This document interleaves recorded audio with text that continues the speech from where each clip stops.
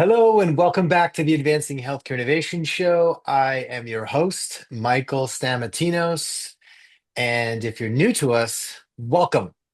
I'm glad to have you here. We're super excited because we're having just some really clever and fantastic conversations with real leaders that are reshaping the future of healthcare. We're pretty passionate about a few different areas. We're passionate about access, about innovation, about leadership and innovation adoption. And if it's your first time tuning in, let me just take a quick step back, tell you a little bit more about what we're trying to get done here. So, our focus is on bringing real stories of innovation and leadership to life, not just the stuff that you read about, but like real stuff, people in the trenches getting things done, giving them the opportunity to share their stories, their little wins, and a lot of their learnings with our community and ultimately with the world. If you haven't had an opportunity to check out any of our historical interviews, wherever you are now, if you're watching this, if you're listening to this, however you're consuming this, please hit the subscribe button now so that any of the new episodes come directly to you. So, like many of you, I do a lot of reading and stumbled upon an article a couple of weeks ago. And just so happened to be written by Dr. Scott Neeley. It was titled Better Health, Think Different. The idea was pretty simple, but it really rocked me. And the kind of question that came into my mind was, well, what if American healthcare system is doing exactly what it's been designed to do? Because instead of blaming the symptoms, it kind of asks us, that question asks us to look at the design. And I think that's the question that I've been kind of sitting on. So Dr. Neely brings a very rare perspective to this conversation. Ridiculous CV. Trained at Harvard, Stanford, did his residency and fellowship at University of Chicago. He's taught at some of the most well-respected institutions in the country. And I think here's what makes him different. He's a physician and he's an executive. He's doing both. So he's like a Swiss Army knife. And when you're in the wild, there's no better instrument tool to have than being a Swiss Army knife. He is the president and CEO of Sierra Nevada Memorial Hospital, a rural community hospital where the realities of access, prevention, and financial sustainability are very deeply personal to the people that are being served. And the stakes are very, very real. There's more than 600 rural hospitals in the country that are at risk of closing, and over half the patients his hospitals serve are on Medicare, and the hospital loses money on nearly every one of them. So this is sort of the context and the leadership ground that we're standing on. So he's led his hospital to the top 1% in the country for a critical patient safety benchmark. So one that I think in his 40 years of medicine, he said he's never really seen any hospital achieve. So moreover, when he needed surgery, major surgery on himself, he did it right there because he trusts his team that much. So we've built an incredible system for treating disease.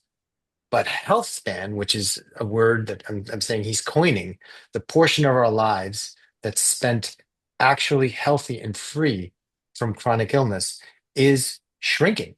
And right now in the United States, the highest rate of adults with multiple chronic conditions and diseases of any advanced economy in the world. So, like, we're doing really well at that as a country. Not great. So, this is where the conversation begins. Today, we're talking about health span, whole person wellness, the role of hospitals in the future. We're going to talk even about meditation and a lot of the tension that's happening between keeping communities healthy and at the same time sustaining the economics of the institutions that built them. So this is like a real leadership conversation. It's about incentives, responsibility, and what healthcare is really meant to do. So Dr. Neely, great to see you. Welcome to the show. Thanks, Michael. That was quite an introduction. I don't think I had been described as a Swiss Army knife before. I've been described as a lot of things, but that actually uh, isn't one of them. So I got a laugh out of that, And I just want to say up front, number one, it's been great meeting you and getting to know you. I love Thank you. your engagement and the way that you think in the moment. That's just such a hallmark of a great conversationalist. So thank you for having me here today. And the second thing I want to say is I didn't coin the phrase or the term health span. I Ah, am okay. appropriating it. You'll find a lot of references to that term out there, but the reason that I grasped onto health span now going back, two and a half years, Hmm. is that I think that it more than any other word captures what I believe we should be going for, both as human beings in our own That's right. personal lives, and what I hope that we as uh, people who are promoting health in communities are aspiring to for those that we serve, because health span captures, your functional, uh, vibrant, living life. Hmm.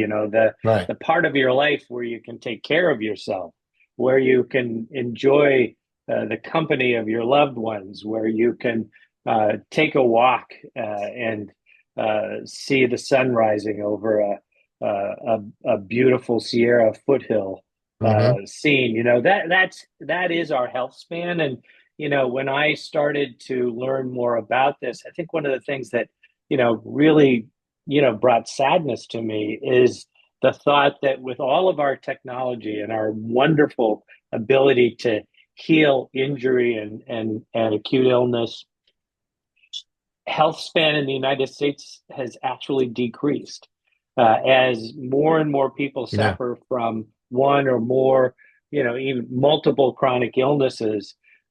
People are spending a greater proportion of their life chronically ill or even debilitated. Yeah. And that is something that is worth focusing on. It's worth trying to reverse. And it's something where there is a pathway to reversing this and helping people to move in the other direction. So that's why I grasped onto that term. I talk a lot about it as we try to do this work in our community up in Nevada County, California. Mm. And so that's kind of a little bit of the history of my use of that term. Curious, when you were kind of coming up through the ranks, when you were becoming a physician, were you thinking about health span? Like, what did you think healthcare was? Like, what was the picture that was in your mind as you were kind of coming through? Well, when I was coming through, I was attracted to the adrenaline. So no, short answer, no, I wasn't thinking about this. Okay. I loved working in the intensive care unit. I loved grabbing a patient out of the emergency department who was crashing and burning. I loved doing the things that I was trained to do to turn that patient around and sometimes actually save a life. Hmm. That's what I came up in medicine really loving. And, there was a day, uh, and it was quite a few years ago now, but there was a day when I looked at what we were doing and I saw something that, it really impacted me. It impacted me because to the point that I remember that moment.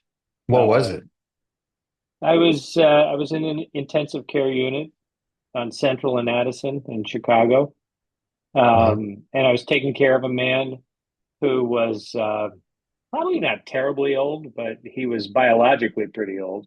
He was a Hmm. railroad worker, Hmm. and he had, um, he had lived hard, um, Right. and he had multiple chronic illnesses, heart disease, lung disease, Hmm. um, and he had really reached the end of his natural life. And what we were doing in that moment was using all of the technological tools at our disposal Hmm. to prolong this gentleman's life.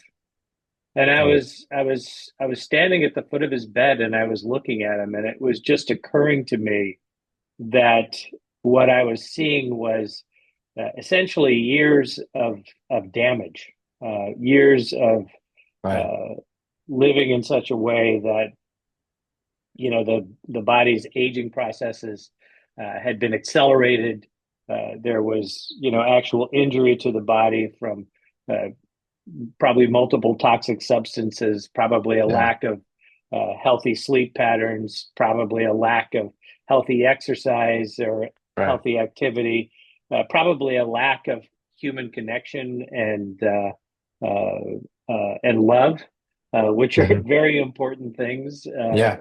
in creating health. And it just occurred to me that here we were, um, exerting all of these efforts when the horse was out of the barn.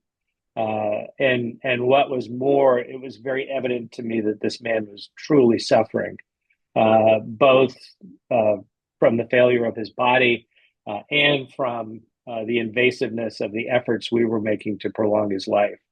Mm. And it just struck me as incredibly sad. And I think compassion arose in me. It wasn't, compassion wasn't something that particularly motivated me when I was younger. Right. Um, I don't say that with any pride. I'm just saying, I didn't come out of medical school with the heart that I carry in me now. And Mm. that man, he kind of changed my life. Um, Wow. and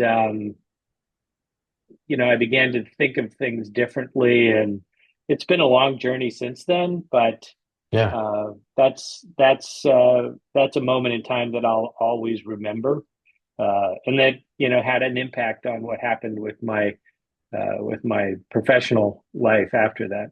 Was that sort of the tipping point for you to kind of pull towards the business and administrative care delivery? Were there other I, factors that were I pulling you think into that? the things that led me towards the administrative side of things were not the same things I think that lead many leaders into healthcare. I was increasingly passionate about safety and quality, and really providing value to people Mm. with the care that we delivered. And that led me to really become uh, a mover when it came to improving the quality of care, improving the safety of care that we were delivering. Mm. And gradually I moved away from uh, strictly being on the front lines delivering care, Hmm. to taking a little bit of a step back and doing process improvement work and quality work and patient safety work in the clinical environments where I was, delivering care. And that led me to the hospital near where you live, to Hmm. St. Alexis in Yeah. Hoffman Estates, where I Yeah. was. That's where my I first kiddo was was born. Yeah, I was brought on there to develop their intensivist program, to develop a 24/7 in-house critical care program for that hospital. And, we did some wonderful things there. We uh, did some fantastic work in terms of the quality and safety of care that we were delivering in the ICU. We did some fantastic work in terms of the safety and appropriateness of blood transfusions that we were giving. And, uh, you know, one thing led to another, and I became the chief medical officer of that hospital. And then a couple other things led to another, and I became the chief medical officer of a big hospital in rural Central California, where I worked for 8.5 years. Hmm. And then I had the opportunity to move up and be the CEO at Sierra Nevada, which is in the Sierra foothills, northeast of Sacramento. So it was my uh, it really was my passion for improving the quality and safety of care and the value of care that we were delivering. Yeah. I also, you know, became a palliative care physician during that period of time, and started palliative care programs both in Chicago and in Stockton, where I was the CMO for a while. So Mm, it was just, I guess I would simply say, uh, feeling very strongly about doing better yeah. with what we were providing people. And my efforts in that area just led me to leadership because that's where I could most effectively lead change. And, opportunities opened up for me as a result of that. I guess I can't think of any other way to say it. Well, in our first conversation, kind of off camera, you mentioned to me around sort of the shift in culture, and you mentioned this word about compassion. How do you, how do you feel like you infuse this level of compassion? Because you mentioned around the shift in culture. I'm just sort of curious because when you step into a new role from CMO to CEO, there's probably like a 90-day period where you're assessing things. Like, how long did it go before you started really realizing that there was something different going on in the culture where you're at? And what was the catalyst of that? Um, I I think that there are a lot of things that build culture, but I think you know what one person can do is that uh, number one, they can walk the talk Yeah. and demonstrate what's important to you by the way you behave. And I'll just give you one small example of that. Yeah, please. Uh, every day, my management team, about 40 people or so, 40 something people, gather on a Zoom call, and we have a patient safety huddle.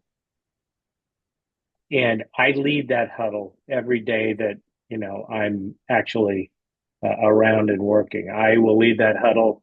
If I'm off campus, but I can get into the Zoom, I will lead that huddle.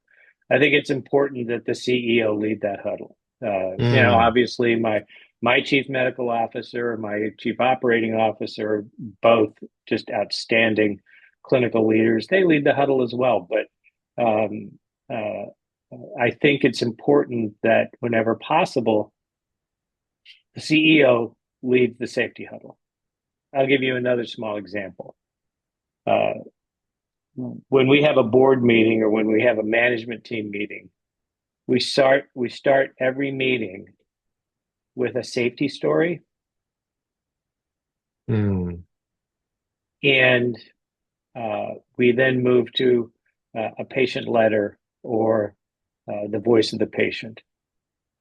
love that. So those are just little things that you can do.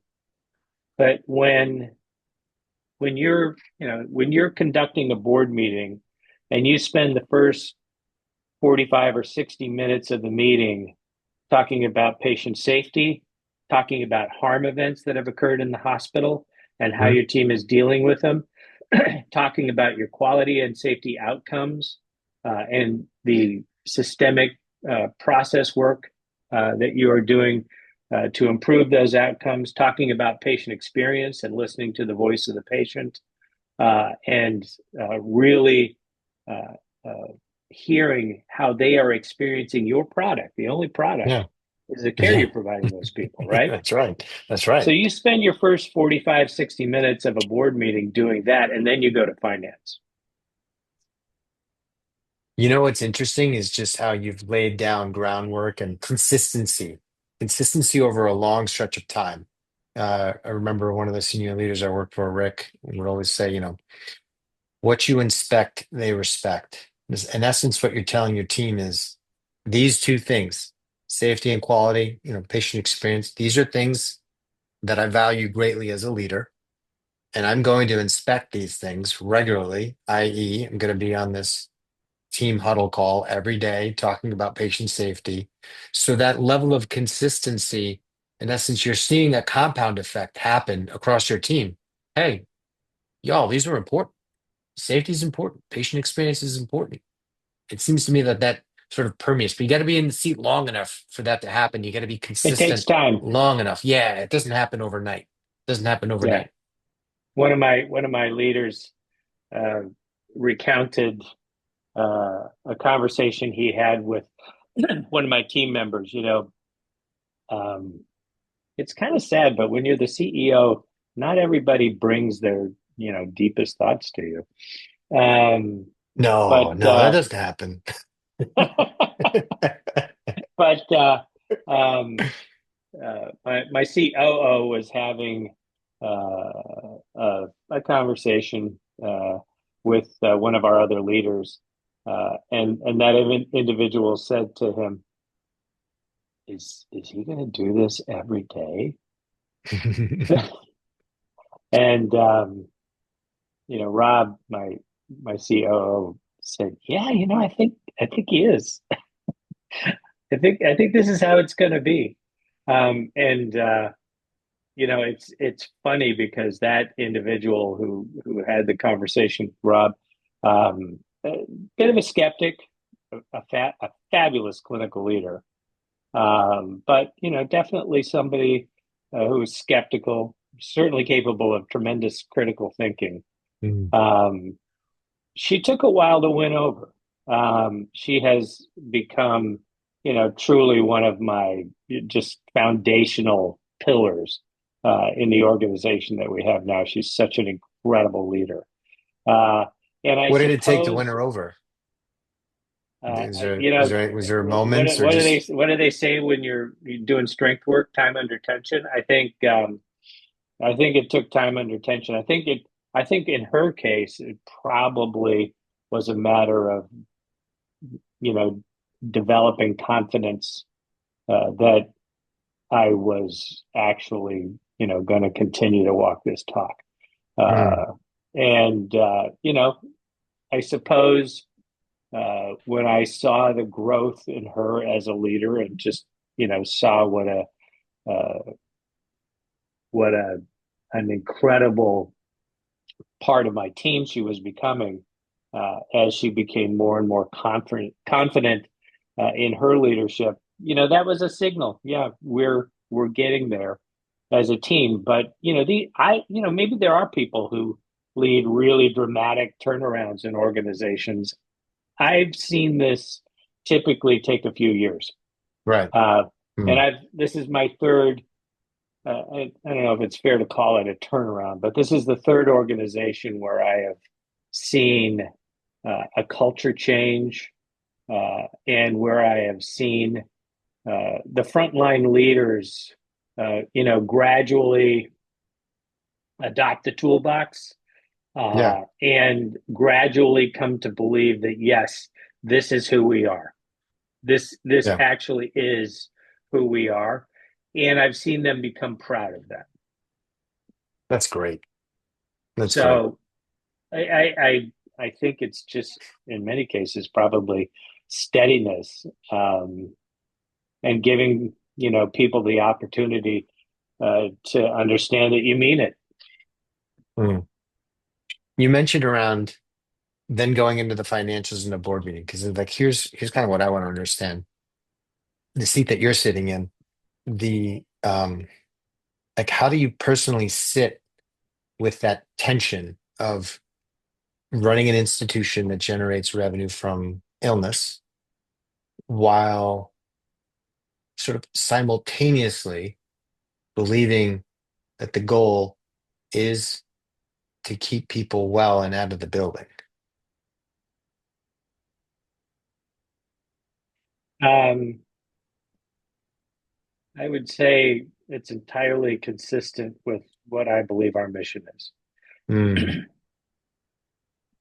You know, um, there's no inconsistency uh, uh, in those, sort of uh, dual goals with regards to our mission. My mission is to serve this community, yeah, period.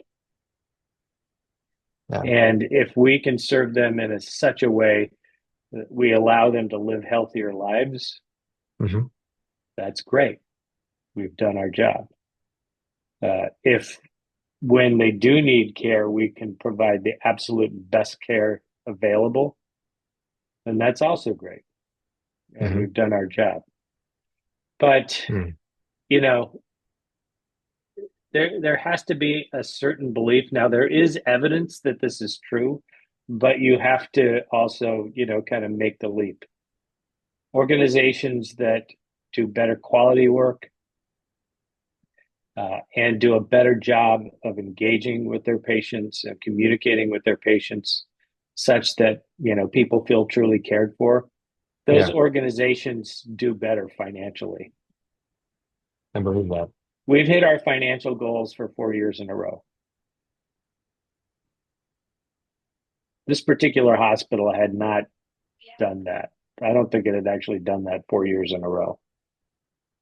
Um, we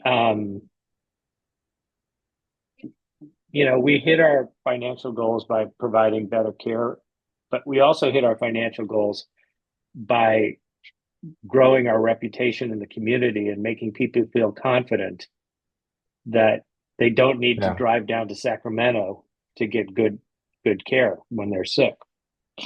So, it is kind of tough. I think you touched on something important. It is kind of tough when a lot of Yeah. your revenue comes from people, being ill or injured. Hmm. Uh, and, that's a structural feature of the healthcare system that, many folks would like to see changed, right? But it is what it is. Yeah. And, so I want to keep you healthy. I want to do everything that I can to support you in living the healthiest life that you can live.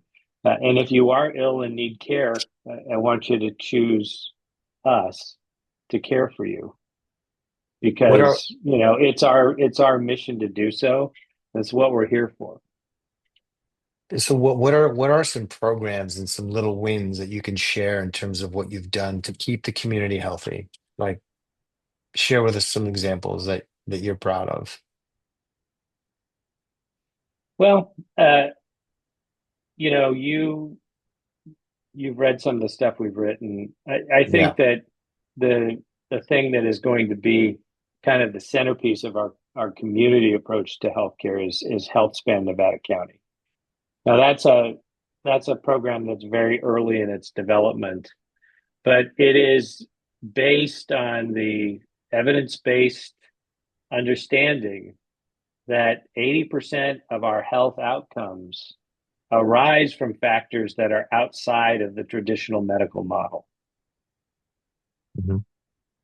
Hmm. And that's a well supported thesis or theory. Hmm. There's a lot of evidence that backs that up. There's a lot of evidence that uh, supports the idea that the way you live your life has a very powerful effect on your health outcome, Totally. and that through uh, to begin with, sort of the physical factors, healthy activity, healthy eating, healthy sleep. We can do a lot to both prolong our lives, but prolong the quality of our lives as well. Yeah. Yeah. But there's other very important factors, and I think that this is something that we want to, you know, continually support in the work that we do in the community because it's not just how you treat your body physically. It's your attitude. It's how you think. It's how you socialize. The Harvard Grant Hmm. study uh, revealed a very, very powerful insight. If you looked at men uh, at the age of 50 years old, sadly, Right. the Harvard Grant study focused only on men, but if you looked at men at the age of 50 years old, the most powerful predictor of their health status at the age of 80 Yeah. was whether they had a relationship that was that was beneficial. Isn't that the longest ongoing like study in the world or something like that? It's one of, if not the longest longitudinal health study. Yeah, It's yeah. actually, I think they merged that data with the Framingham study to some extent, but It yeah, all hinges on a they took relationship, you're college saying. age men. They took college age men in the 1930s and they followed them for their entire lives. And it wasn't your smoking status, it wasn't your blood pressure, it wasn't your cholesterol. The most powerful predictor as to whether you would live a long and healthy life was your relationship status. You know, whether you Hmm. whether you had a fruitful, supportive relationship. So you know, Fascinating. and and the longevity data powerfully supports that. People who live with purpose have less neurodegenerative disease. People who um, uh, people who manage to effectively control their emotional life, who don't suffer from chronic anger, uh, um, have less cardiovascular disease. Yeah, that was People who another have recent article you'd written around anger. That was fascinating. Yeah, it's incredible stuff. People who people who have significant histories of trauma have higher incidences of autoimmune disease, higher incidence of cancer, higher incidence of cardiovascular disease. The big killers are actually powerfully uh, uh, influenced by significant childhood trauma, chronic Hmm. stress. So there's so much that goes into a healthy life that is beyond even the things that the sort of wellness community is focusing on a lot. And But here's the really thing. is If we know these things, I know there isn't a magic bullet, but like what is within someone's locus of control that they can take action on? Is there something small, effective, efficient that they can do on a day-to-day basis? I think this is kind of where the mindset kind of comes into place. Like what is that? Is meditation that? Is there something else to it? I'm just trying to lead the witness, but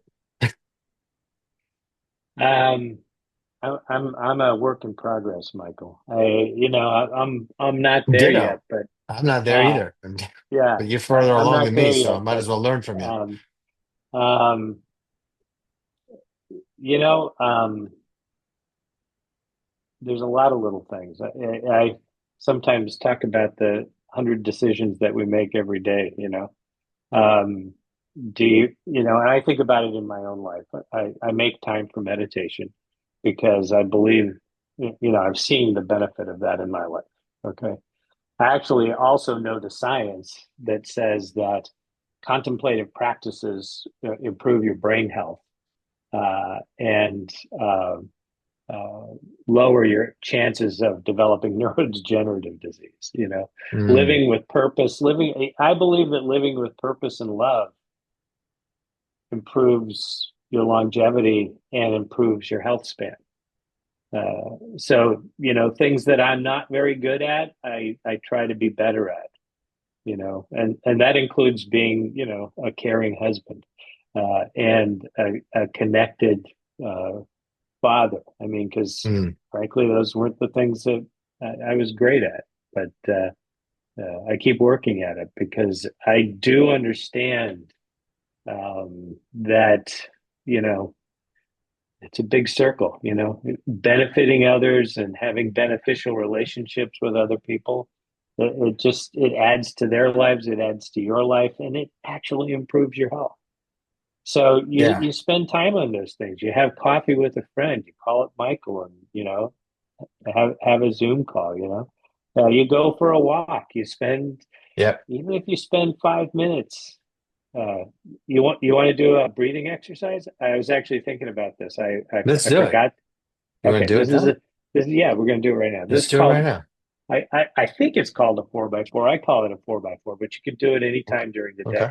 All right. Okay, we're going to take a slow, deep breath, and we're going to, do that with a 4 count. And then when our lungs are full, we're going to hold our breath gently for a 4 count, and then we're going to slowly breathe out for a 4 count. And then we're going to allow our bodies to just sit there with our lungs empty for a 4 count. So that'll be about 15 or 16 seconds, maybe. And then you can do that again. So let's just do it.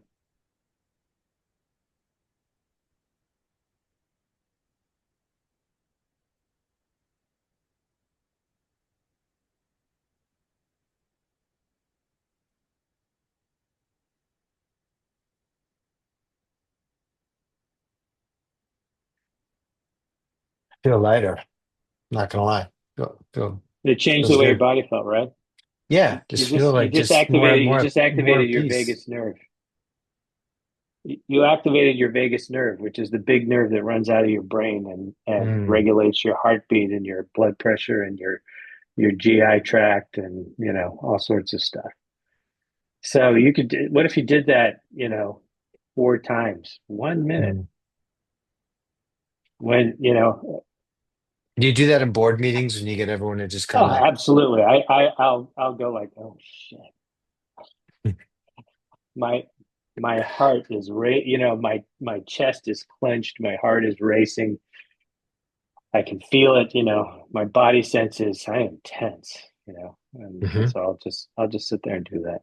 Nobody has to know I'm doing that, but Oh, I'm thinking like guided with people, like, hey, let's do a little exercise here, yeah, folks. well, Get if you do everyone it kind of, together, I mean, I yeah, mean, not to my sound all woo practice or my anything, but like practice that's involves a lot of group meditation too, which is mm, another, wonderful and beneficial experience. But um, there's so many different ways that you can just assist yourself, sort of support yourself with, coming to a sense of presence mm, and attention or awareness. Um, and you know, there's actually good science that's beneficial for your blood pressure, your diabetic control, your brain health. Um, so yeah, there's a few things you can do every day. yeah. You can sit down and rest and have a cup of coffee with your wife or a friend, and you can spend a few minutes in mindful awareness. And you can go for a walk, and you can eat healthy food. There's a great study that the VA did, and I think they called it the Million Veteran uh, study.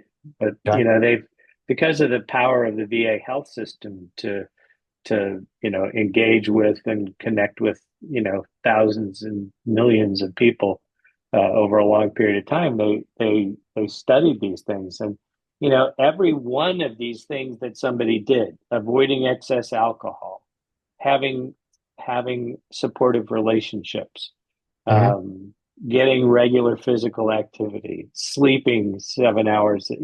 Every one of those things that people did added years to their lives.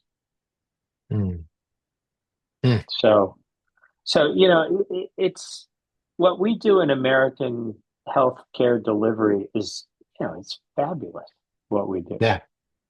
And I've been a recipient of that. I mean, And I want to it's go into that incredible. because you chose to have, major surgery done at your own hospital. And I'm just sort of curious, like what did it feel like to be on the other side of the bed and kind of be a recipient of that? Um, it made me feel, very humble. Um, it made me feel really, really grateful. Um, you know, um, Hmm. I have a kind of a purpose statement that my team would be able to recite to you, because what I think we do is that we deliver exceptional care with love to everybody who comes to us in need. And when I was being cared for, I felt like I was getting exceptional care, and I was experiencing love. And I was incredibly grateful for that.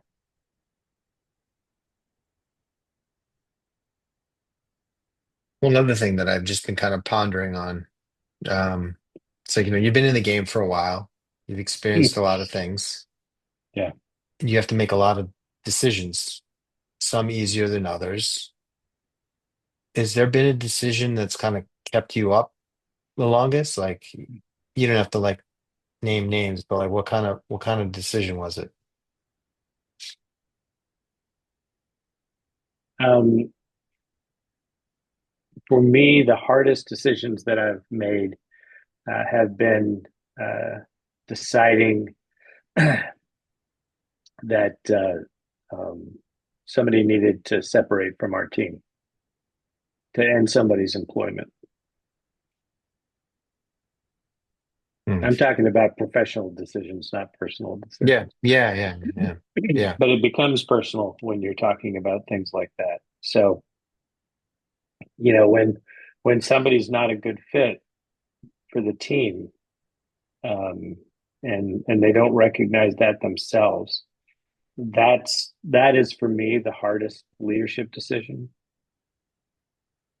Yeah, yeah. Those are Um, never easy. no, I haven't met that's one that. leader that loved firing people. No, it's horrible. Hmm. Um, so I would say that's the hard one. There's quite a few tough ones.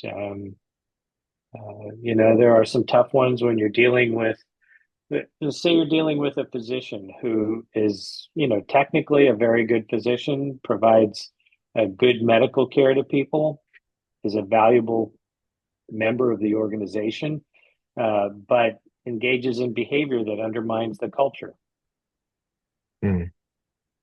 undermines the culture of safety is the code word. Yeah. Those are really difficult conversations because you're talking to an individual who's highly trained, highly skilled, cares a lot about what they do, actually does many of the things that they do really well, Hmm. but they're Hmm. behaving in a way that's undermining your culture of safety and maybe making people uncomfortable to, communicate with that individual or to bring important concerns to that individual because they're afraid they're going to get their head taken off. Those are really difficult conversations. I've had a few of those. And, Yeah.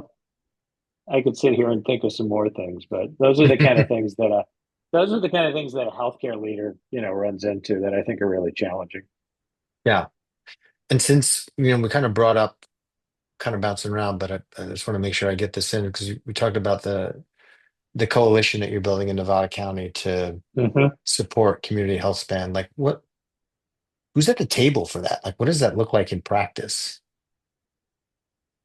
Well, it started with a talk that I gave to the board of directors of our philanthropic foundation about 2 years ago, Hmm. and um, I talked about many of the things that you and I have been talking about, and the opportunity to collaborate with other kind of like-minded people and organizations to focus on that as a community, because I really think the community is the locus of action for work Yeah. like this. And it just so happened that one of the county supervisors was a member of that board. And at the end of Mm. that conversation, she raised her hand and she said, "How much money do you need?" And so that county supervisor has been at the table along with the CEO of the county uh, Well, how since much did that you point ask in. for? She said, how much do you need? Did you Well, what give her we've a number? done, rather than give you a number, what we've done is we've entered into a partnership with the county where Dignity Health and the county have provided equal amounts of Nice. money, and we've committed to 3 years of startup funding for HealthSpan Nevada County. That has allowed us to hire an executive director, this incredible young person that I told you about, Hmm. and the people that we sit at the table with are people like an organization called Sierra Harvest, which has just done incredible things in our community to connect with local food producers, farmers, And to, for example, I told you about the program where we've established a central kitchen that is providing Yeah, I love scratch that. meals Yeah, to talk more kids. about that. That's so Uh, cool. yeah, no, this organization has been uh, critical in developing the central kitchen. I mean, the central kitchen is now run by the Unified School District, but they are providing scratch meals, breakfast and lunch to kids, rather than plastic wrapped to, Tough frozen tubs. pizzas, Yeah. exactly. Yeah. And it's just such a great program, It just like it, it fills me with joy, to know that we're giving kids healthy food every day, and we're teaching them what healthy food looks like by doing that. I told you Yeah. about the little girl who, Yeah. the first time her school had lunch delivered by the central kitchen, she said, "Oh, we're having special lunch today." And one of the teachers or administrators said, "No, we're actually switching lunch over to this new kitchen, these new cooks who are going to make lunch." And she said, "We get special lunch every day." It's like so cool, right? So they're at the table. Sierra Harvest is at the table. We have an organization in Nevada County that is just it's an incredible organization supporting youth. It's called Bright Futures for Youth. They provide shelter to unhoused kids. They provide a really cool, safe, fun learning place for kids to hang out at safely Hmm. after school. They have groups that do a lot of organized activity. They have an arm of their organization that brings in a cohort of young girls Yeah. uh, as sixth graders, and actually that cohort stays together through graduation of high school. That's that's Bright Futures for Youth. They're going to be a foundational partner in this. We've got a guy up there who's been teaching Tai Chi in the park, and Qigong. I'm probably butchering those terms, but Mm. he's like, thank you guys for doing this. I want to be a part of it. So we're partnering with organizations like that, and we believe that as a collaborative, one of the things we'll be able to do is actually get more funding to support pushing these things out because in Nevada County, it's not a wealthy county. There are certainly wealthy Hmm. people in Nevada County, but Right. there's a lot of people who are at risk. And one of the things that we know about health span and the practices that we've talked about is that this is an equity issue. Right. Okay, folks who folks who are privileged, who are well off, they know this stuff already. Maybe they Hmm. don't know it all, but they have the means to observe these practices, to bring these practices into their own lives.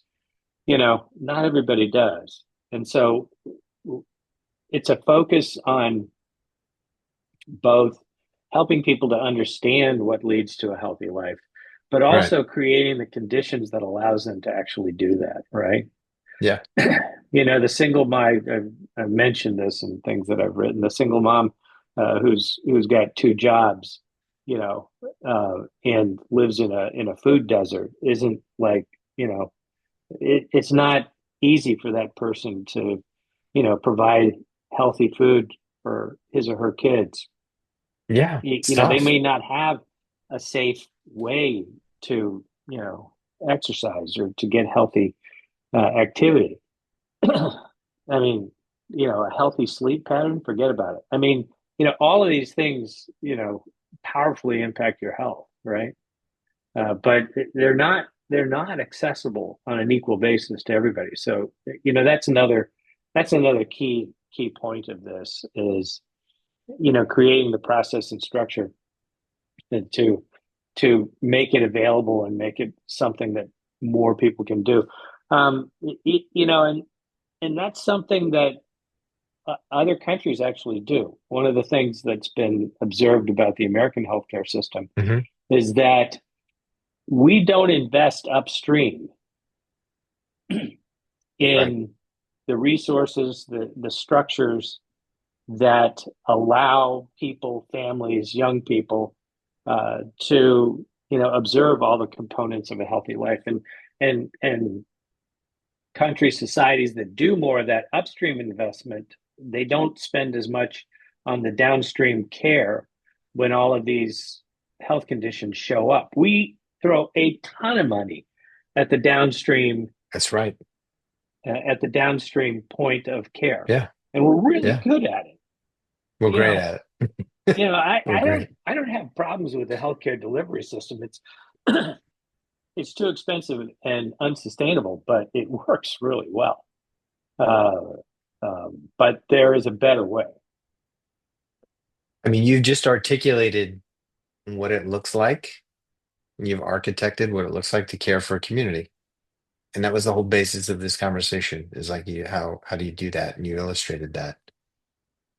Well, I'm so hopefully that's how it's going to turn out. You know, yeah, we're going to continue to follow this. We're going to, obviously I'm looking forward yeah, to coming out there and checking this out yeah, in you got to person. come. 100% coming. There's a direct flight What from Midway to Sacramento. It's not a problem. yeah, it's easy. What is the best way for people to continue to follow the work that you and your team are doing? Kind of give a little shout out, little commercial, and then we'll wrap. Um, well, right now I'm trying to pull the threads together in the content that I'm putting on LinkedIn, and I'm Yeah. thinking about whether I need to open up any other channels. I mean, the most important thing is the work that we're doing internally in the community. Hmm. But I would also like to, sort of elevate awareness of this because I think it's out there, but I also think that it oftentimes is muddled within the threads of marketing messages in the so-called wellness movement, because not all of what's being promoted by wellness influencers is scientific or evidence based, or Right. even beneficial for people. And the fundamentals actually aren't complicated. You don't need peptide infusions or you know week long spa retreats and things of that nature to have a healthy life. You can just kind of do the basics every day. It doesn't cost a lot of money, but it's not necessarily easy for people to all do this. So, It does take discipline, though. It does take discipline, intentionality, and effort and consistency. it does, it does. But you can actually also start to enjoy it. Yeah. Dr. Neely, this is exactly the kind of conversation um that and like the reason as to why I started the show, to have conversations like this, people coming in being rigorously honest, going deep, um, and then just sort of sharing stuff that a lot of leaders in the space are kind of afraid to speak publicly, like having a point of view on this. So I'm grateful that you were able to do that, like went above and beyond. And if you're listening to this right now and you found it equally entertaining and enjoyable, my one request would be is like, man, would you mind sharing it and broadcasting it to the people that you care about? Maybe do it to three people and maybe ask those three people to send it out to other three people because this stuff is important. And if there is a topic that you want us to explore or a leader that you want us to hear from, yeah, just drop me a note. We do read them. This totally is a platform that is about a community that is interconnected. It's not just content. So thank you for listening. Keep leading with purpose and keep building. We'll see you next time on the Advancing Healthcare Innovation Show.